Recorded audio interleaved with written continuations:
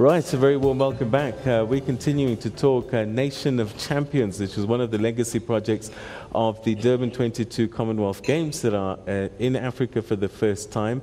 And in fact, I want to ask Mr. Grevemberg, these games have been going on since 1930 or 1911, whichever date you want to choose from the two. How come it's only coming to Africa now? And yet we've been... I think it's long overdue, I think, in many respects. I mean, having worked on the continent for a number of years in my previous life, you know, I think Africa, and particularly South Africa, will make a fantastic host. And Durban is a fantastic city. You know, it shows love for sport, but also its love for people and culture. And I think in terms of hospitality and also professionalism, you know, we're very, very confident that this is the right time, the right place for the right people. So. And we're going to win all the medals anyway. So. That's right. All right, let's go to table 14, where we're going to find Stella Mundlane. Table 14. If you could stand up, we'll get a microphone to you. And I know you've got two questions here, but find your most important one. Okay, instead I'll just incorporate the two because they're both important. See, this is how young people think. But please let me start by extending my revolutionary greetings to the former president of COSAS, Comrade MEC Lebogang Maile. You are revealing secrets now. My question is, how does Commonwealth contribute to the enhancement of our schools? Because I understand that it's a legacy. Now, it has to have a generational mission. Now, what is their strategy in place to say we are going to improve schools, especially in terms of sporting codes? Because I believe this, at times it speaks directly to the racial issue, because you would go to black schools and you only find facilities for soccer, nothing else. You go to a white school and you find facilities for cricket, your rugby and everything like that. Now, my question is, in short, because I said that I'm going to summarize. Yeah. How does the Commonwealth contribute to the enhancement of our schools and making sure that we've got proper sporting facilities in place to make sure that it is a legacy that has been carried down from generations to generations? Thank you. Okay. On that revolutionary note, Mr. Sam. Well, I think we must also be very careful. If you want to make sure that the legacy for 2022 is going to be real, we must also not plant into the minds of young people expectations that we are not going to realize. The Commonwealth Games Federation, as an organization, work through its members. And you heard that we're talking about 71 members. As the Commonwealth nations, we work closely with governments, and we always lobby on your behalf as young people that the governments must put in place the infrastructure that's going to help you develop your sport. So if you go into a rural area and there is a school where there are no facilities, it is the responsibility of the CGA in that particular country to talk to its government, to talk to its provinces, and to talk to its districts. And that is exactly what SASCOC is doing. We as SASCOC go around, work closely with the Department of Sport and Recreation in South Africa, and we look at these areas, but it is huge. There is just no way that the little budget of Sport and Recreation South Africa can do everything that we would like to do. So those backlogs are there. And I want to say to you that what we are trying to do through this platform is to make you take part in that debate. You have to go onto that platform and say, who do we need to talk to? Because we want to be people after sport, we want to go into a workplace and work. But at the same time, we also want to promote our sport. So it is for you to get onto the platform and start talking.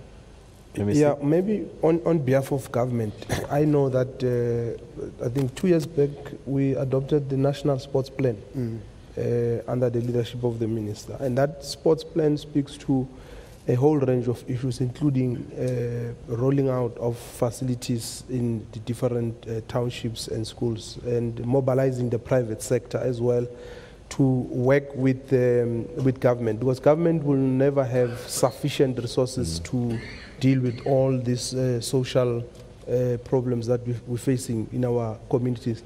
In Gauteng, the provincial government has got a program called Maile. This is about making sure that we build and renovate facilities in our communities. But we also want to make sure that the communities and the schools, they also work together, because some of the schools might not have the facilities, but facilities might be available in the communities. Therefore, those facilities must be made available to the schools. And in certain instances, there are no facilities in the community, but there are facilities in the schools. And we want that collaboration between the schools and the communities. So that question, I think it's very important and is at the center of making us to succeed in our endeavor of rolling out school sports and making sure that we go back to Sport Wednesdays. The minister has announced that some of the schools have started, and I think we should take this opportunity to say to our schools, they must make sure that on Wednesdays, at least not just Wednesdays only, but on Wednesdays we have as many activities related to sport as possible, so that our youngsters can be active at a young age. And as part of preparing for that team as well, if we want to win the medals in 2022, I'm sure the President will agree, we need to consolidate our developmental programs at grassroots, so that by the time we get there, we've got teams that will be able to compete with the best in the world. All right. So here's an interesting question. I think table number 8 will find Irene Constantinidis with a question from South African Chamber of Commerce and Industry. Good morning, Peter. Yes. Morning. Yeah. The panel as well. I represent the South African Chamber of Commerce on the Council and the Randburg Chamber of Commerce. This is an excellent initiative. We all know that entrepreneurship in South Africa is challenging at the best of times. And it's even more so for the youth, for various reasons. How can we, as chambers, be involved, partner with this initiative, and take it forward so that it has a long-reaching legacy, not just for 2022, but for the next 50, 100 years? What can we as chambers do to assist and be involved? Okay, Madoda, I think you're the person that, because you've built this portal, how can they get involved? I think first of all, Peter, I need to explain the way we approached this. It was very entrepreneurial. We said, let the legacy project be an entrepreneurial project that does not depend on donations, handouts, or any funding for that matter. So it is a business designed to generate money so that that money is plowed back to supporting the communities. We also said, let's build the first hybrid social network that involves working with existing structures like chambers, government agencies, government departments who are working towards empowering the entrepreneurs. So you as a chamber, you need to come in on the platform. You can create your own page and be involved. But also we're going to have a lot of programs that are offline, that connects these entrepreneurs not only on the platform, but through events, networking events, startup weekends, initiatives, training, etc., etc. So at the end of the day, we said 2022 should not be the goal. 100 years, 200 years from now, and we've seen how social media has taken the world. It has the power to generate billions through advertising, through sponsorship. But that money must then be plowed back to creating, what you call facilities in our schools. That's really how we are approaching this. All right. Just, you want to add? Just to maybe add, past games, legacy programs, I think that was one of the points you wanted to make.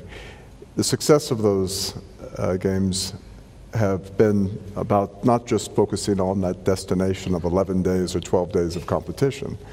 It's the journey, and this initiative, starting so early, allows some of these big questions to be put to the forefront. if we're not honest with each other and actually put those difficult and sometimes uncomfortable questions to the forefront now, we will never achieve what we want to achieve by 2022 or beyond. And I think everyone, citizens and organizations alike, and communities, have an opportunity to build awareness around causes, advocate for change and for prosperity, but more importantly, take action. Legacy is not something that falls in your lap and you wake up one day with legacy happen to you. It happens by you. So everyone in this room and everyone across Durban and everyone across South Africa, and dare I say the Commonwealth, has a responsibility to make the most of this journey every day with each other. And I think that's something, as we look at this particular project, and there'll be other projects, we should take that into account. Madoda, the one question I keep getting all the time is, we don't have money. We can't start businesses. We don't have funding. How can this portal assist in answering that question? I think the most important thing is ambition. Let me put it like that. Ambition. Money is not the stumbling block. Access to market is what you actually need more than anything else. If I put you on a platform right now as a young person who's a graphic designer, for example, and in there are millions of other businesses that are in there that need business cards, letterheads, logos, right there you have an opportunity. So the lack of money is not the issue, it's the lack of access to market, hence the centralization and opening these opportunities to young people. Not everybody's going to be an entrepreneur. What happens to those people that can't be entrepreneurs? How can they benefit in this portal? Entrepreneurs need to employ people. Okay. That's the key. So you build the business and... They build the business, and within the platform, others will actually find job opportunities. Okay. All right. Brilliant. Mbedzimpo, table number 6. Table number 6, we'll find Mbedzimpo. Morning to everyone and to viewers. My question is directed to policymakers. It's actually to the policy makers in the concern that pertaining the sports leave. We are having the sports leave policy that's being practiced in 2 ways, especially in South Africa. In public sector, we have it covered, but for the private sector, people are suffering. They either have to choose between work without pay or leave to take part, especially in national events. What action are we then going to take in preparations for 2012 and beyond? Thank you. Okay, so 2022. All right, so let's start with you, Mr. Sam, and then Mr. Maile. You're going to have to find a way. Yeah, it's a huge problem, and I think if you go to SASCOC and you talk to its CEO, Mr. Thami Reddy down there, you will discover that there is a request every 24 hours from sports people who would like to participate in sporting events. But because they are in the private sector, even in the public sector, they do not get the opportunities to go and participate there. Because the sports structure in this country is not really set up in such a way that if I want to go on a cricket tour, then I can only be a professional. If you're an amateur, you have to be at work. Your boss is not going to give you off. And these are some of the things that we battle with every day at SASCOC. How parents are requesting, how can I get my child there? Worse even is when some of the sporting codes must make their athletes pay. And people ask, what are those fat cats at SASCOC doing with the money? It is not our responsibility. It is the way we have structured and designed our sport in this country. And I think this is what Minister Mbalula is always trying to explain to people. People, if we all get involved, it will be so much easier for us to deal with some of the requests that we get from sporting people. Right now, we have people who want to go to Russia, and they come to SASCOC and they say, yeah, but how do we get there? I mean, so what must our answer be? You are in a workplace. If in that workplace there is sympathy for our sports people, we will get there. So the only way we are going to get to 2022 to develop them is to talk to our universities and to talk to our TVET colleges, because therein lies our captured audience that we can work with. But it's unfair, because what about the others outside those institutions? How do they get into the process so that we can develop them? Their only chance is in the federations. And you know for yourself, sitting in this hall, only 3 federations are viable, maybe golf, 4 are viable. It's cricket, it's rugby, it's football, with sheikhs there, and golf. The others are all pleading poverty. And if we don't want to address that, that is always going to be a problem. You have a swimming federation in this country, always bringing medals. They are always at the backside of everything, begging for anything. So how do you talk to swimmers in this country? How do you talk to athletes in this country? And we've got a good crop of young athletes now. I saw them in Samoa, fantastic. But they are going to disappear soon, because there are no structures that actually keep our athletes going forward. So we will be coming to you and begging so that we can get a team that will not be spectators in 2022, but will be competitive. MEC Maile, is there no way government can incentivize companies to help their employees compete? I think on average, at least in the public service, a working person has got 22 days leave. And that's excluding the holidays that we have and all that. So you can add, it's probably more than a month. And you know, there are months like December where there is no productivity at all. And already there are people who are complaining that we've got a lot of holidays and all that. So if you introduce a sport sport leave, the cultural people will want the cultural leave. Everybody would want leave and all that. So I think for me, it's not so much about saying let's introduce new leaves and all that. It's how do we work around the system and find the balance. Not that sport is not important. Sport is very important for social cohesion of our society. We value it, and that's why we're investing a lot of resources as government to promote sports and all that.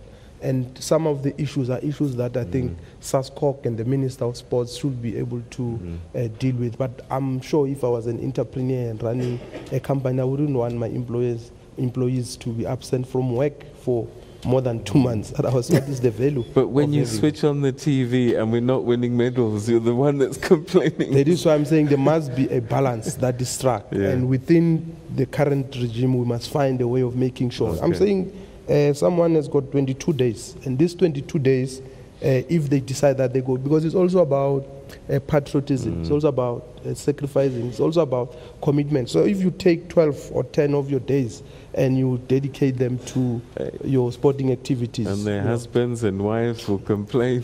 Yeah, well, you'll never satisfy everyone. But I'm saying we should also be realistic, because we also don't want the economy to suffer, because what's the point of building the sport beside the economy? Already the economy is not doing well, and all that. Yeah. You've raised a lot of questions there, actually, and we'll get your reaction on Twitter, #TNABizBrief at Morning Live SABC, and we'll continue to get more questions from here. But I want to take another quick break, and then we'll see you on the other side.